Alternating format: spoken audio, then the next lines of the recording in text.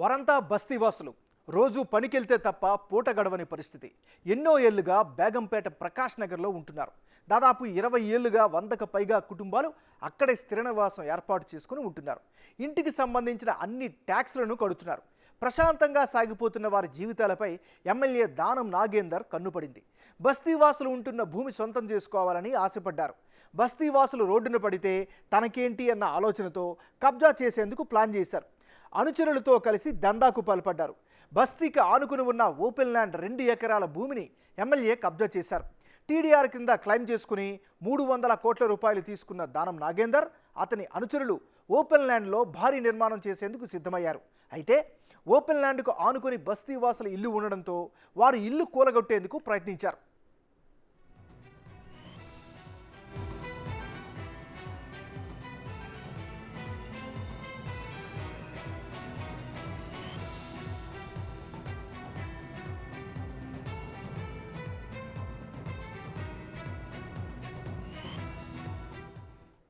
MLA Danam Nagender, అతని అనుచరులు ఇల్లు కూలగొట్టేందుకు ప్రయత్నించడంతో బస్తీవాసులు రోడ్డెక్కారు.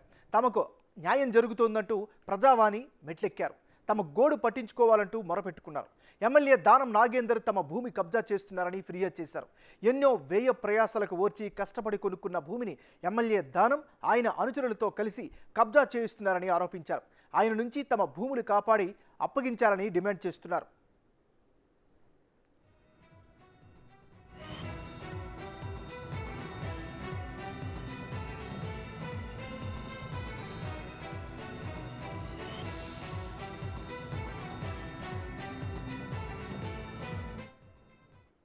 దానం అనుచరుల ఆగడాలు శృతిమించాయి. న్యాయం కోసం బస్తీవాసులు ప్రజాభవన్కు వెళ్తే అక్కడ ఎమ్మెల్యే అనుచరులు హల్చల్ చేశారు.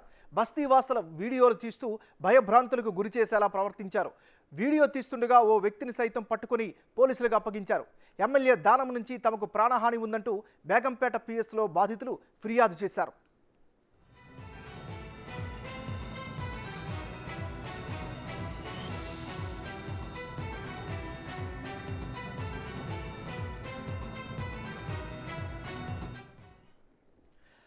అక్రమాలు, దగాకూరు పనులే కాకుండా ప్రజల కోసం పనిచేసే మీడియా పైన దానం అనుచరులు జులుం ప్రదర్శించారు. వార్తను కవరేజ్ చేస్తున్న సమయంలో బిగ్ టీవీ ప్రతినిధి సైదులపై దానం అనుచరుడు నాగరాజు బెదిరింపులకు దిగాడు. ప్రజాభవన్ సాక్షిగా ఇష్టారాజ్యంగా వ్యవహరిస్తూ పేటరేగిపోయాడు.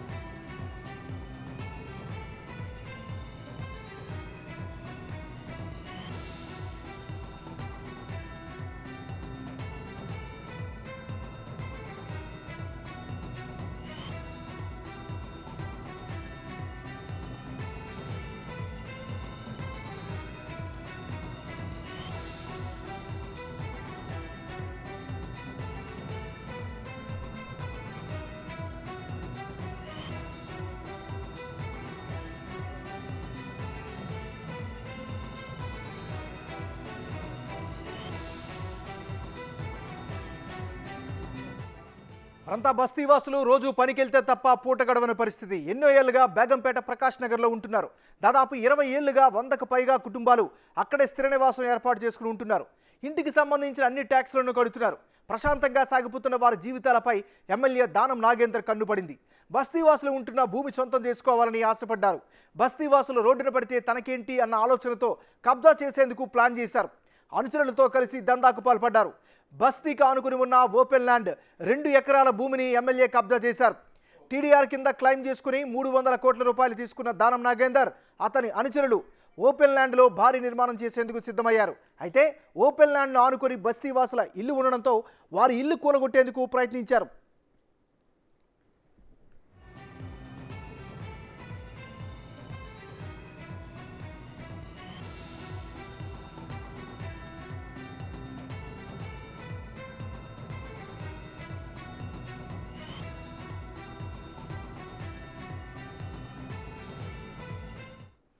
ఇక బస్తీవాసులపై ఎమ్మెల్యే దానం నాగేందర్ జులుం, అదేవిధంగా ఆయనకి సంబంధించినటువంటి అనుచరులు చేస్తున్నటువంటి దురాఘాతాలకు సంబంధించి పూర్తి స్థాయి అప్డేట్స్ అందించేందుకు మా ఇన్పుట్ ఎడిటర్ పవన్ లైవ్లో సిద్ధంగా ఉన్నారు. పవన్, చెప్పండి, మీ దగ్గర ఉన్నటువంటి అప్డేట్స్ ఏంటి? వీరి యొక్క దాడులను ఏ విధంగా అర్థం చేసుకోవాలి? అక్కడ ఉన్నటువంటి బాధితుల వెర్షన్ ఏమిటి? ప్రకాష్ నగర్ ఎక్స్టెన్షన్ బాధితులు నిన్న ప్రజాభవన్ వద్దకు పెద్ద ఎత్తున ఫ్లెక్సీలతో అక్కడికి వచ్చారు. అక్కడ ఖైరతాబాద్ ఎమ్మెల్యే దానం నాగేందర్ తమ బస్తీని ఖాళీ చేయించాలని చూస్తున్నాడు. ఇప్పటికే కొంతవరకు బస్తీలో ఇళ్లను ధ్వంసం చేసేశారు, వాటినన్నింటినీ తొలగించి వేశారు. మమ్మల్ని అందరినీ కూడా బస్తీ ఖాళీ చేయించి వెళ్ళిపోవాలంటూ భయభ్రాంతులకు గురి చేస్తున్నారు. దాదాపుగా 20-25 సంవత్సరాలుగా తామంతా కూడా ఆ ప్రకాష్ నగర్ ఎక్స్టెన్షన్ బస్తీలోనే ఉంటున్నాం, స్థిర నివాసాలు ఏర్పాటు చేసుకొని ఉంటున్నాం. కానీ అక్కడ ఉన్న కొంతమంది వ్యక్తులు తమని తీవ్ర భయాందోళనకు గురి చేస్తున్నారు. ఇప్పటికే కొంతమందిని బెదిరించి అక్కడి నుంచి ఖాళీ చేయించారు అనే ఆరోపణలు చేస్తున్నారు. వాళ్ళందరూ తమ ఆవేదన వ్యక్తం చేయడానికి ప్రజాభవన్కి వచ్చారు. అక్కడికి కూడా దానం అనుచరులు వచ్చి వాళ్ళని భయభ్రాంతులకు గురి చేసే ప్రయత్నం చేశారు. ఇదే విషయంలో మనం నిన్న ప్రజాభవన్ నుంచి వరుసగా లైవ్ కథనాలు ఇచ్చాము. అక్కడ నుంచి లైవ్లో బాధితుల బాధ ఏంటి అనేది చూపించాం. అట్లనే ప్రకాష్ నగర్ బస్తీ బాసులు ఎదుర్కొంటున్న ఇబ్బందులు ఏంటి అనేవి ఇచ్చాం. అదే సమయంలో అక్కడికి వచ్చిన ఒక వ్యక్తి అటు మన ప్రతినిధి సైదుల పైన దాడికి ప్రయత్నించాడు, బెదిరింపులకు గురి చేశాడు. ఆ తర్వాత అతని నిందితుడిని పట్టుకొని బేగంపేట పోలీస్ స్టేషన్కి తీసుకెళ్లారు. బాధితులందరూ కూడా పోలీస్ స్టేషన్లో ఫిర్యాదు చేశారు. అసలు ఒకసారి మనం అక్కడ బస్తీ ఎక్కడ ఉంది, ఆ చుట్టూతా ఎట్లాంటి యాక్టివిటీ జరుగుతుంది, ఎందుకు ఆ బస్తీ పైన దానం నాగేందర్ కన్ను పడింది అనేది ఒకసారి కనుక మనం చూసినట్లయితే, ఇది ఆ గూగుల్ మ్యాప్ మనం తీసుకున్న చిత్రం. ఇది ప్రకాష్ నగర్ బస్తీ. ప్రస్తుతం ఇది 2023 ఏప్రిల్లో తీసిన గూగుల్ చిత్రం. ఇది ప్రస్తుతం ఈ బస్తీ వాసులందరూ కూడా తమకు ఆరోపణ చేస్తూ ఉన్నారు. మమ్మల్ని ఖాళీ చేయించడానికి దానం నాగేందర్ ప్రయత్నిస్తున్నారు ఆరోపణలు చేస్తున్న ప్రకాష్ నగర్ బస్తీ ఇది. మనం చూస్తున్నాం, ఎదురుగానే ఒక అపార్ట్మెంట్ కన్స్ట్రక్షన్ జరిగింది. ఇప్పుడు పూర్తి స్థాయిలో నిర్మాణం కూడా పూర్తయి తుది దశలో ఈ అపార్ట్మెంట్ నిర్మాణం ఉంది. ఈ పక్కనే ఉన్న మరో స్థలాన్ని కూడా మనం చూడవచ్చు. దీన్నంతా కూడా చదును చేసి నిర్మాణాలు చేపట్టడానికి సిద్ధంగా ఉంచిన చిత్రాన్ని మనం చూస్తున్నాం. ఇది 2023 ఏప్రిల్లో తీసిన చిత్రం. ఇది గూగుల్ చిత్రం. ఇక విషయానికి వస్తే అసలు 2010లో అక్కడ ఎలా ఉంది, అక్కడ ఏ రకమైన పరిస్థితులు నెలకొని ఉంది అనేది ఒక్కసారి చూద్దాం. ఇది 2010లో చిత్రం. బస్తీ పూర్తి స్థాయిలో ఇక్కడ ఉంది. అందరూ కూడా తమ స్థిర నివాసాలు ఏర్పరచుకొని ఇక్కడ బస్తీ ఉంది. ఎదురుగా ఇప్పుడు ఏదైతే అపార్ట్మెంట్ నిర్మాణం అయ్యిందో, దానం అనుచరులు ఈ బస్తీ ఖాళీ చేయాలని భయభ్రాంతులకు గురి చేస్తున్నారో అక్కడ ఒక నీటి కుంటలాగా ఉంది. ఇక్కడ ఎడమ పక్కన మరొకటి చూడవచ్చు. నీటి కుంటతో పాటు చుట్టూతా అంతా చెట్లు చామలు మొలిచిన ఇల్లు. ఇది ప్రకాష్ నగర్ ఎక్స్టెన్షన్ బస్తీ 2010లో మనం చూసినట్లయితే ఈ రకంగా ఉంది. ఇక 2000 జనవరి 12లో కూడా చూడవచ్చు. అక్కడ కూడా ఎటువంటి నిర్మాణం కూడా లేదు, బస్తీ మాత్రం అట్లనే ఉంది. ఈ చుట్టుపక్కలంతా కూడా చెరువు నీటి కుంటలాగా మారిపోయిన పరిస్థితి. ఇది బేగంపేట చీకోటి గార్డెన్స్ వెనకాల వచ్చే స్థలం. ఇదంతా కూడా పెద్ద నీటి కుంటలాగా ఉంది. ఇక్కడ కూడా చెట్లు చాములు మొలిచి అంత దుర్భరంగా ఉన్న పరిస్థితి ఉంది. ఇది 2013 జనవరి. ఇది యథావిధంగా నీటి కుంటలానే ఉంది. ఈ ఎదురుగా ఇప్పుడు ఏదైతే అపార్ట్మెంట్ నిర్మాణం చేపట్టి ఈ అపార్ట్మెంట్ నిర్మాణం కోసం, ఇక్కడ చేపట్టబోయే నిర్మాణం కోసం ఈ బస్తీవాసులందరినీ కూడా ఖాళీ చేయిస్తున్నారనేది ప్రస్తుతం ఈ ప్రకాష్ నగర్ బస్తీవాసుల అందరి ఆరోపణ. ఇది మెయిన్ రోడ్గా ఉంది. ఈ రోడ్డు ఈ అపార్ట్మెంట్కి కలుస్తుంది. 2013 డిసెంబర్లో చూసినట్లయితే అప్పటికే కొంతవరకు కార్యక్రమాన్ని చేపట్టారు. ఇక్కడంతా కూడా చదును చేసి ఆ చెట్లు చామలన్నింటినీ కూడా తొలగించేశారు. ఇక్కడ కూడా చెట్లు చామల్ని తొలగించేసి ఆ నీటి గుంటలా మారిపోయిన ప్రాంతాన్ని మొత్తం మట్టితో నింపేశారు. ఆ చుట్టుపక్కల నుంచి పెద్ద ఎత్తున లారీలను తీసుకొచ్చి ఇందులో మట్టి నింపేవారని బస్తీవాసులందరూ కూడా ఆరోపిస్తున్నారు. ఇది 2014 ఫిబ్రవరిలో పూర్తి స్థాయిలో నిర్మాణానికి సిద్ధమైపోయింది. ఇక్కడ స్థలాన్ని మొత్తం చదును చేసేశారు. ఇక్కడ స్థలాన్ని కూడా చదును చేసేశారు. మనం ఇక్కడ చాలా క్లియర్గా చూడాలి. ఇది మొత్తం ఒకటే పెద్ద ముక్కగా ఉంది. ఇక్కడ కూడా ఈ ల్యాండ్ని చూడండి ఒకసారి. అలానే 2014 అక్టోబర్లో తిరిగి ఇక్కడ కొంతవరకు నిర్మాణాలు చేపట్టారు. ఇక్కడ ప్రహరీ గోడ మనకు కనపడుతుంది. ఈ పార్ట్ను వేరుగా చేశారు. ఇక్కడ వరకు ఈ త్రిభుజాకారంలో ఇక్కడ ఈ ఫ్లాట్ను రెడీ చేశారు. ఇక్కడ మళ్ళా యథావిధిగా ఆ పిచ్చ మొక్కలన్నీ మొలిసిపోయిన పరిస్థితి అయితే కనపడుతుంది. ఇది నవంబర్ 17 సంవత్సరం 2017 సంవత్సరంలోది. ఇంతకుముందు మనకు కనిపించిన ప్రహరీ గోడ మళ్ళా కనపడడం లేదు. ఇక్కడ మొత్తం మళ్ళా వాళ్ళ ఆధీనంలోకి ఎవరైతే దానిలో కబ్జా చేశారో లేకుంటే పట్టేదారులు ఉన్నారో ఎవరైనా సరే వాళ్ళ ఇదిలో ఉన్నది ఇక్కడ ఎదురుగా ఉన్న భూమి కూడా మళ్ళా తిరిగి చెత్తా చెదారంతో నిండిపోయిన పరిస్థితి అయితే కనపడుతుంది. ఇక 2019 డిసెంబర్లో బస్తీని మనం చూడవచ్చు. బస్తీ కొంత అభివృద్ధి చెందింది కనపడుతుంది. అంతకుముందు మొత్తం చిన్న చిన్న గుడిసెలు పెంకటిల్లు ఉన్నాయి. దాని స్థానంలో కొంతవరకు పక్కా ఇల్లు ఇదంతా కూడా కనపడుతున్న పరిస్థితి. ఇక్కడ మరోసారి ప్రహరీ గోడ వచ్చింది. ఇక్కడంతా కూడా చదును చేశారు, నిర్మాణ కార్యక్రమాలను చేపట్టే ప్రయత్నం చేస్తున్నారు. ఇక్కడ మాత్రం అలానే ఉంది.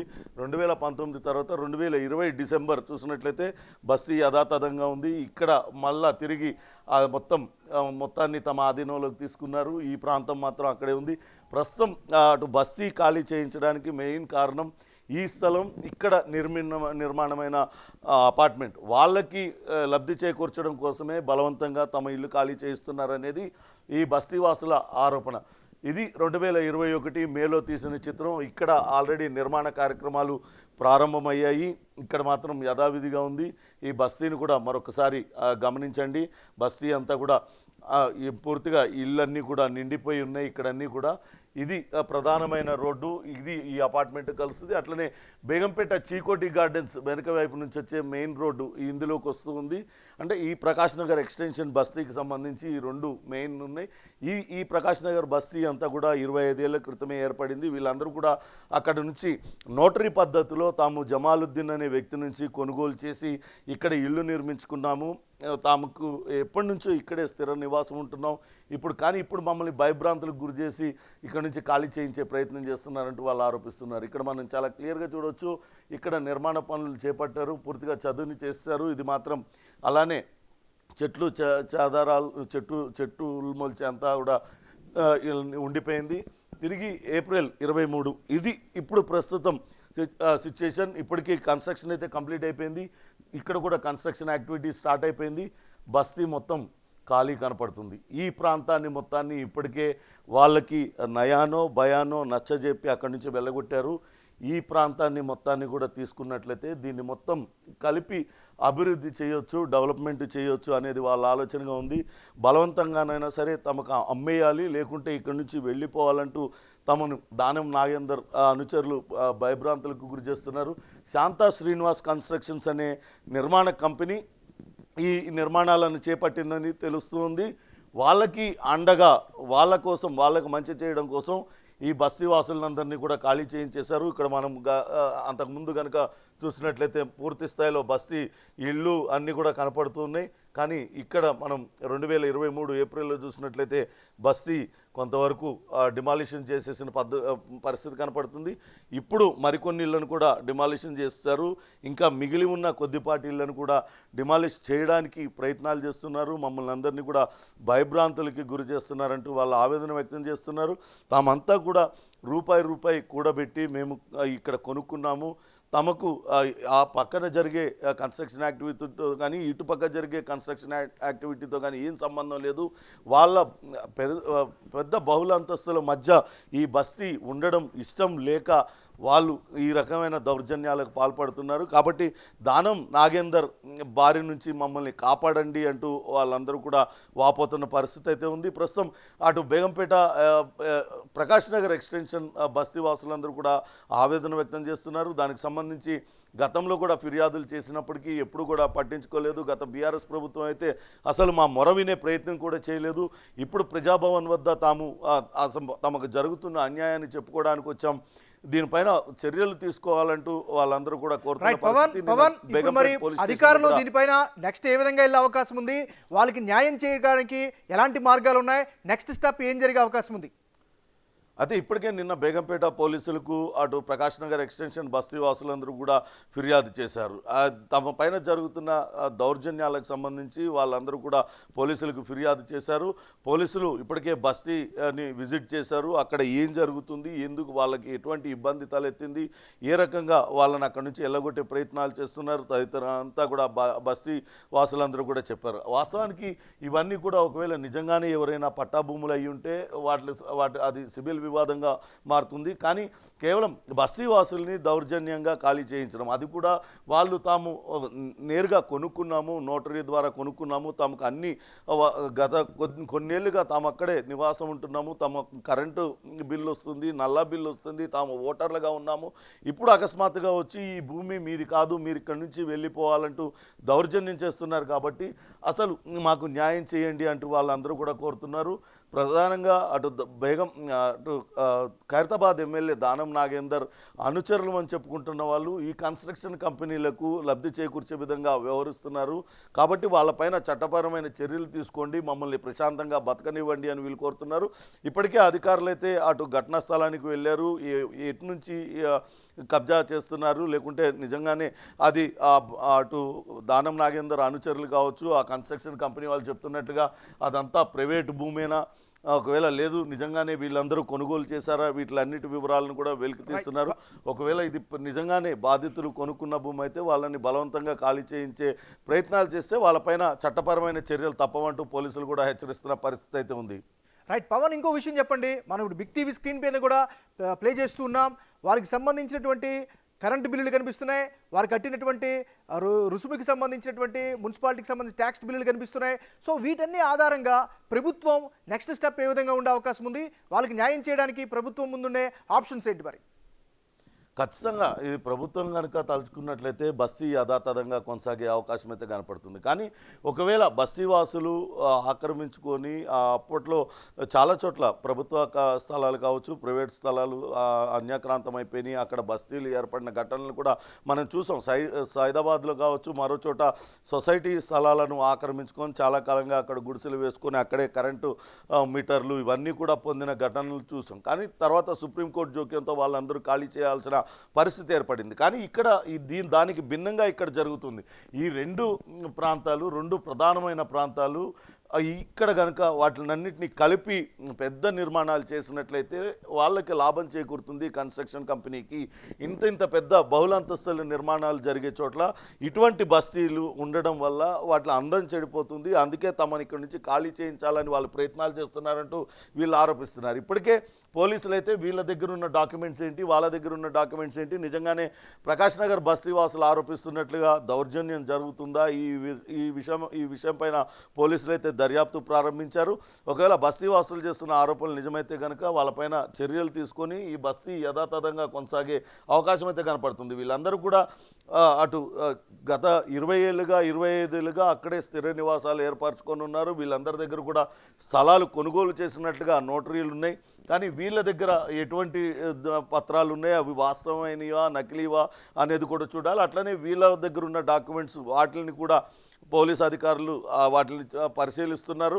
ప్రస్తుతానికైతే అక్కడ స్థానికంగా లా అండ్ ఆర్డర్ ఇష్యూ రాకుండా పికెట్ ఏర్పాటు చేశారు. ఎందుకంటే నిన్న వాళ్ళందరూ కూడా ప్రకాష్ నగర్ బస్తీ వాసులందరూ కూడా బేగంపేట పోలీస్ స్టేషన్లో కంప్లైంట్ చేయడం, ఈ నేపథ్యంలో ఒక వ్యక్తిని అదుపులోకి తీసుకోవడం, నిన్న కూడా అక్కడ కొంత భయభ్రాంతులకి బస్తీవాసులకు గురి చేసే ప్రయత్నం అయితే జరిగింది. దీనిపైన మనం దానం నాగేందర్ వివరణ కోరే ప్రయత్నం కూడా చేసాం. దానం నాగేందర్కి బాధ్యతాయుత జర్నలిజంలో భాగంగా ఆయనకి కాల్ చేసాం. నగర్ బస్తీవాసులు ఏదైతే ఆరోపణలు చేస్తున్నారో ఆరోపణలపైన వివరణ కావాలంటూ కోరడం కూడా జరిగింది. కానీ ఆయన చాలా నిర్ద్వందంగా తిరస్కరించారు. ఏం రాసుకుంటారో రాసుకోండి అంటూ ఆయన చెప్పారు. మీ ఇష్టం వచ్చినట్టు రాసుకోండి, నాకేం ఫరక్ పడదంటూ ఆయన వ్యాఖ్యానించారు. అంటే ఆయన వైఖరిని తెలుస్తుంది. అయితే బస్తీవాసులు చాలా స్పష్టంగా అయితే దానం నాగేందర్ పైన ఆరోపణలు చేస్తూ ఉన్నారు. వాళ్ళు ఈ శాంతా శ్రీనివాసన్ కన్స్ట్రక్షన్ కంపెనీ ఈ నిర్మాణాలను చేపట్టింది. ఆ నిర్మాణ కంపెనీకి లబ్ధి చేకూర్చడం కోసమే ఈ రకమైన వ్యవహారానికి తెరలేపారు. ఇక్కడ ఏదైతే బస్తీ ఖాళీ చేసినట్లుగా కనపడుతుందో ఇక్కడ చాలామందిని నయానా భయానా ఖాళీ చేయించారు. కొంతమందికి డబ్బులు ఇచ్చి కూడా ఖాళీ చేయించారంటూ బస్తీవాసులు చెప్తున్నారు.